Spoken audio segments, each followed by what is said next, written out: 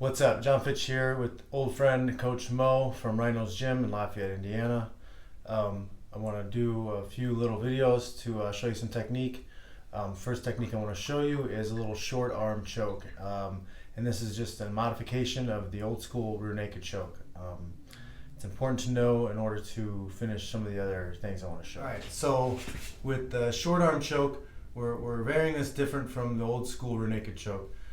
Which before we would come around the neck here, looking for the inside of our arm to get the finish here. A little modification from that, guys would use the thumb to attack through, but then also driving all the way through, elbow down, finishing in the back. We run into a lot of problems with a skilled opponent, especially when we have gloves on in an MMA fight. If I come here too far, I'll miss the chin sometimes, and they can fight and grab my hand and grab my glove. If I do manage to get underneath and get the choke under the chin, and I come to here, he attacks the top arm, making it difficult. I can't finish. Also, sometimes if I get it, he's able to pull and just fight the hands because of the gloves. It makes it very difficult to finish that choke. So I need something that's a lot faster and a lot more hidden so he can't defend. So to address some of these problems, we're going to use something I like to call a short arm choke. Okay, and one of the big keys of this choke is it's fast, right?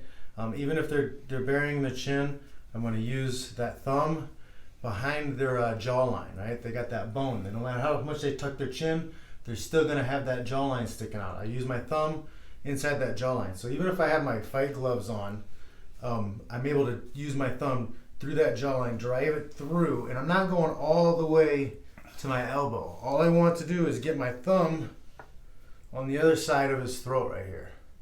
Okay? The other key to this is my body and head position. Right? I have to be able to whisper into his ear, "You're going to sleep," in order to finish this. Right? I can't be up high here. I can't be on the other side.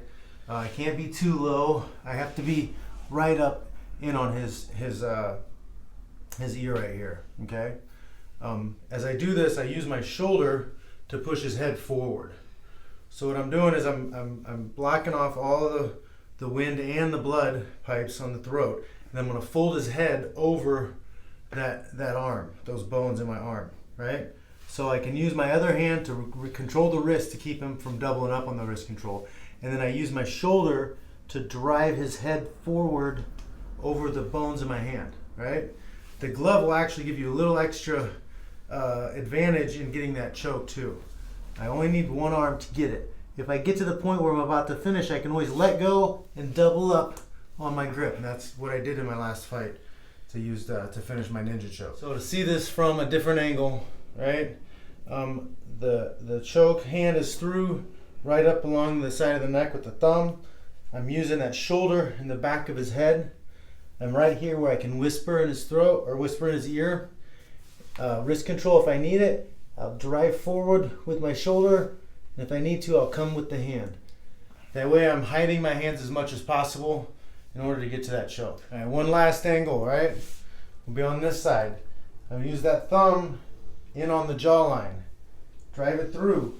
I don't want that elbow to come all the way through, all right? It gives him too much space to defend with. Keep it short. I use my shoulder in the back of his head. Drive forward to finish that choke. All right, so that's a little quick look at the short arm choke. There's a lot of other things going on to finish with that if you're throwing hooks or whatever, but we'll get into that in some of the other videos. I just wanted to focus on this one simple technique that I refer to as the short arm choke. Check you later.